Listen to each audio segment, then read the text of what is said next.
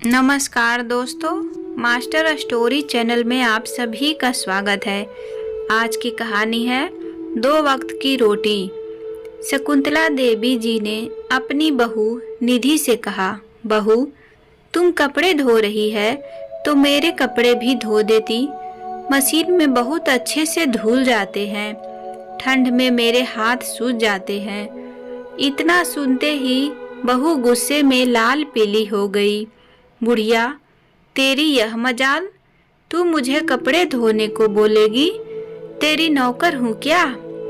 इतने में बहू सास के बाल पकड़कर जोर से खींचकर धक्का दे देती है। शकुंतला देवी का सर दीवार से जा टकराता है। वह दर्द से कराहती हुई जैसे तैसे दीवार का सहारा लेकर अपने कमरे में चली गई। अपने बिस्तर पर बदहवास होकर गिर पड़ी। बिस्तर पर पड़े कब उनकी आंख लग गई उन्हें पता ही नहीं चला। 2 घंटे बाद उनकी आंखें खुली तो उनके मस्तक सूज गया था। उन्हें बहुत दर्द हो रहा था और बहुत तेज भूख लग रही थी। वह उठकर धीरे धीरे चलकर बहू के पास गई और बोली, बहू मुझे बहुत तेज भूख लग रही है, थोड़ा खाना दे दो। कल रात से कुछ नहीं खाया है हमने, बहुत कमजोरी लग रही है। बहू किचन में गई और एक बासी सूखी रोटी लेकर आई और उसे जमीन पर फेंकते हुए कहा, यह लो बुढ़िया, इसे खा लो और उसके बाद जाकर बर्तन साफ कर दो, सिंक में बर्तन भरे पड़े हैं। शकुंतला देवी जी को भूख इतनी तेज लग रही थी कि अभी उन्हें जो भी मिलेगा वह खा लेती। जल्दी से उन्होंने रोटी का टुकड़ा जमीन से उठाया और अपने कमरे में लेकर चली गई। रोटी सूखकर एकदम कड़क हो चुकी थी, उनसे खाई नहीं जा रही थी। उन्होंने थोड़ा पानी लेकर रोटी को पहले उसमें डुबो दिया। फिर जब रोटी थोड़ी नरम हो गई तो उसे पानी से निकालकर खाने लगी। शकुंतला देवी जी के दिन ऐसे ही गुजर रहे थे। 2-3 दिन पर 1 या 2 रोटी ऐसे ही फेंक कर दे दिया जाता था। वह उसे उठाकर ऐसे ही पानी में डुबा डुबा कर खा लेती थी। उनका शरीर बहुत कमजोर होने लगा था। वह सूखकर कांटा जैसा लगने लगी थी। एक दिन बिस्तर पर पड़े पड़े ही चिंतन में डूब गई। उनकी बहू उनके साथ ऐसा व्यवहार करेगी, इसकी कल्पना भी उन्होंने नहीं की थी। पति के देहांत को अभी 3 महीने ही हुए थे। अभी तो मैं पति की जाने के गम से बाहर ही नहीं आई थी। अभी तो मेरे मन की वेदना भी खत्म नहीं हुई थी और आज मेरी बहू ने मेरे हाथ ऐसा नीच कर्म किया। आंसुओं की धारा उनकी आंखों से लगातार बहती जा रही थी। उनके हृदय में तूफानों की आंधी चल रही थी। उनका हृदय मानो अभी रुक जाएगा। इस समय उनको इतनी ज्यादा पीड़ा हो रही थी, इतनी ज्यादा पीड़ा अगर किसी पहाड़ को हो जाती तो वह पहाड़ भी टुकड़े टुकड़े होकर बिखर जाता। यही दिन देखना बाकी रह गया था। बेटा भी अपनी पत्नी का साथ देता। अपनी बहू जिसे बड़े अरमानों से ब्याह कर घर लेकर आई थी, उसी के हाथों मार खाई और बेटा बहू की इतनी नीच हरकत पर कुछ नहीं कहा। काश यह धरती फट जाती और मैं उसमें समा जाती। आप मुझे छोड़कर क्यों चले गए? आपके बदले मैं चली जाती तो यह दिन देखना तो नहीं पड़ता। शकुंतला देवी जी अपने पति दिनेश बाबूजी को याद करके और भी ज़्यादा रोने लगती है। शकुंतला देवी जी सोचती है कि जब मैं इस घर में ब्याह कर आई थी तो क्या था। उनके पास एक मिट्टी का छोटा सा कच्चा घर, दिन रात काम करती, सास ससुर की सेवा के लिए एक पैर पर खड़ी रहती थी।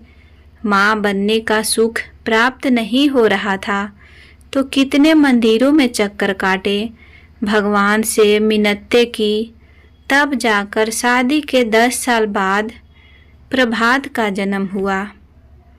कितने लाड़ और दुलार से उसे पाल पोस कर बड़ा किया। अपनी खुशियों की आहुति देकर उसके जिंदगी को रोशन किया, पढ़ाया लिखाया, इस काबिल बनाया कि आज अच्छे पद पर अच्छी कंपनी में कार्यरत है। इस बेटे को आज माँ की 2 वक्त की रोटी भी बोझ लग रही है। शकुंतला देवी जी की पूरी रात रोते रहती थी। उनकी आंखें रोते रोते सूज गई थी। उन्हें किसी तरह करार नहीं आ रहा था। दोपहर से रात और रात से सुबह हो गई थी, लेकिन बेटा बहू उनके पास नहीं आए थे। इस बात की उन्हें और भी ज़्यादा तकलीफ हो रही थी।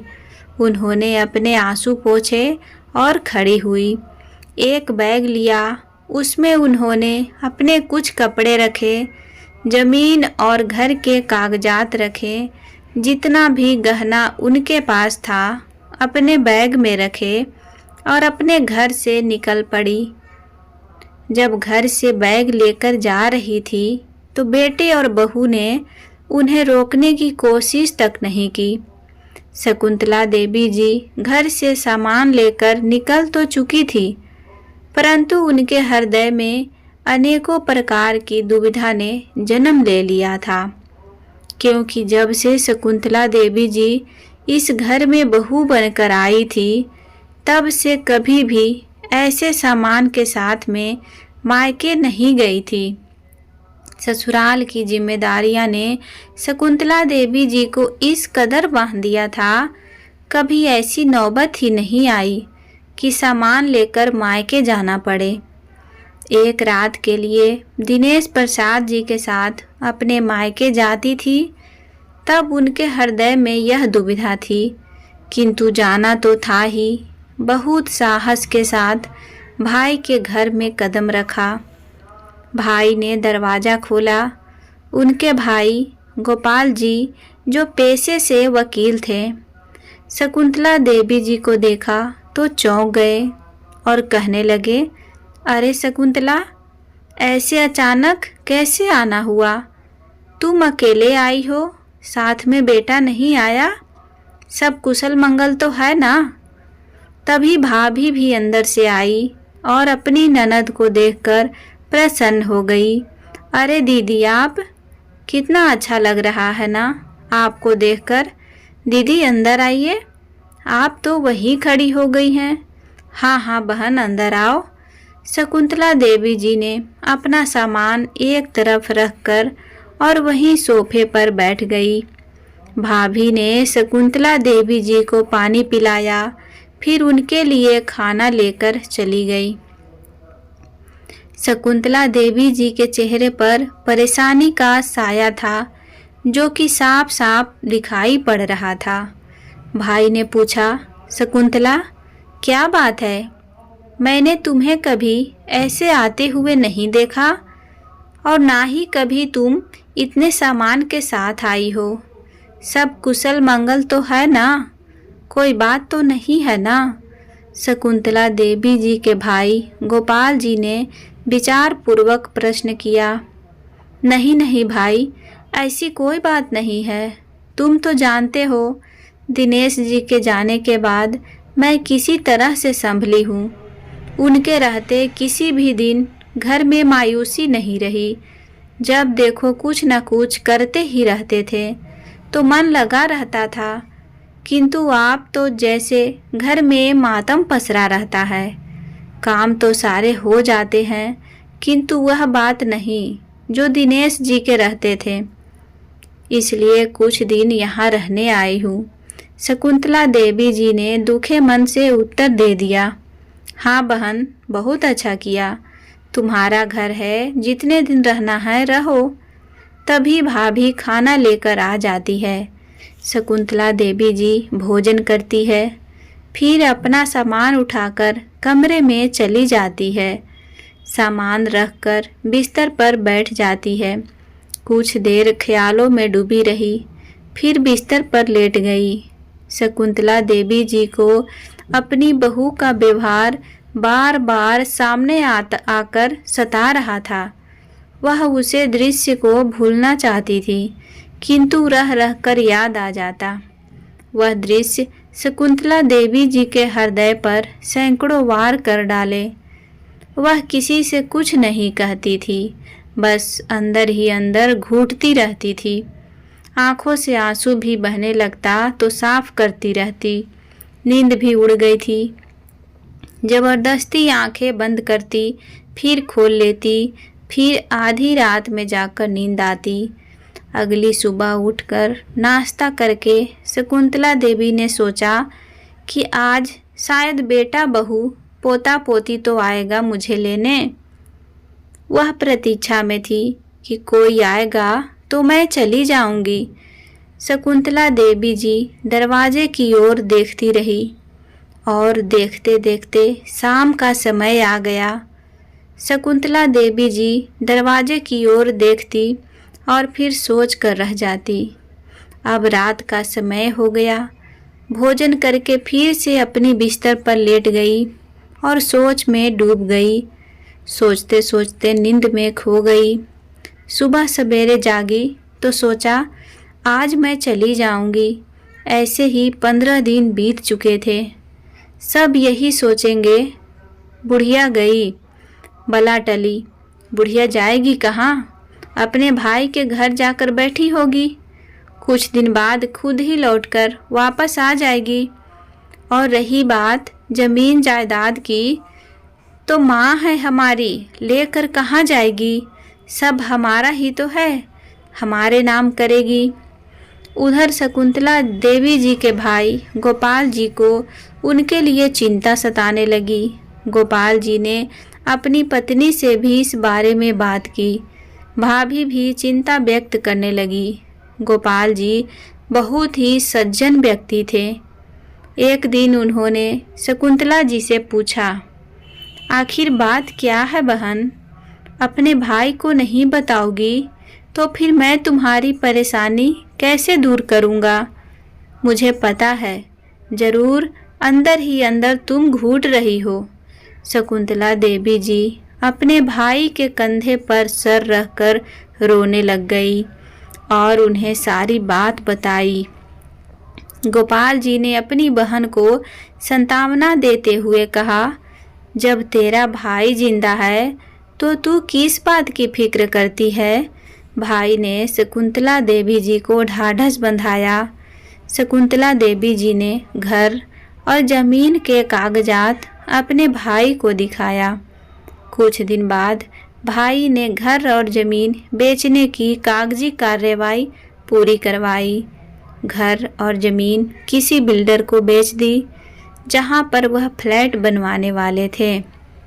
घर और ज़मीन बेचकर जो पैसे आए उसे उन्होंने अपने घर के पास दिए छोटा सा घर शकुंतला देवी जी के नाम खरीद ली और बाकी के पैसे बैंक में शकुंतला देवी के नाम से जमा करवा दिए, जो उनके मरने के बाद पास के ही एक वृद्धा आश्रम को दे दी जाएगी। बेटे बहू को कोर्ट के तरफ से घर खाली करने का नोटिस भिजवा दिया गया। नोटिस मिलते ही बेटे बहू के पैरों के नीचे से जमीन खिसक गई।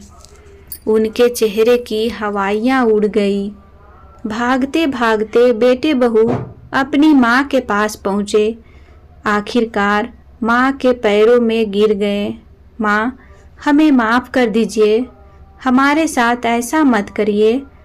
अब हमसे आगे ऐसी गलती कभी नहीं होगी।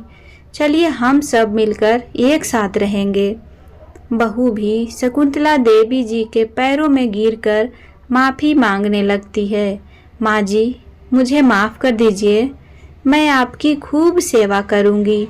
शकुंतला देवी जी ने कहा, वह तो दिनेश जी सब मेरे नाम कर गए थे, इसलिए आज मैं यहाँ खड़ी भी हूँ, नहीं तो तुम लोगों ने तो मुझे जीते जी मार ही डाला था। तुम लोगों ने जब मेरी सुना ही नहीं तो अब मैं क्यों तुम्हारी सुनूं? एक माँ तुम्हें क्षमा कर भी दे, लेकिन यह एक विधवा बूढ़ी औरत तुम्हें क्षमा कभी नहीं करेगी। तुम लोगों ने इतने दुख दर्द दिए, इतने घाव दिए हैं कि यह मोम जैसा दिल पत्थर बन चुका है। जो दर्द मैं सही हूँ उसका बदला तुम कभी भी नहीं उतार सकते, इसलिए तुम्हारी यही सजा है। अब कहीं भी जाकर तुम रहो, हमें उससे कोई मतलब नहीं है। अब आगे की जिंदगी मुझे सुख शांति और चैन से जीनी है। इतना कहकर शकुंतला देवी जी अपने घर में चली गई। बेटे बहू मुंह लटकाए खड़े के खड़े देखते ही रह गए। दोस्तों, इस कहानी के बारे में आपको क्या कहना है? शकुंतला देवी जी ने सही किया या गलत, कमेंट करके ज़रूर बताएं। और उम्मीद करती हूँ कि आपको मेरी कहानी पसंद आई होगी। पसंद आए तो वीडियो को लाइक करें। चैनल पर पहली बार आए हैं तो सब्सक्राइब करके बेल आइकन घंटी को दबाना ना भूलें। मिलते हैं नए वीडियो में नई कहानी के साथ। Take care, bye bye.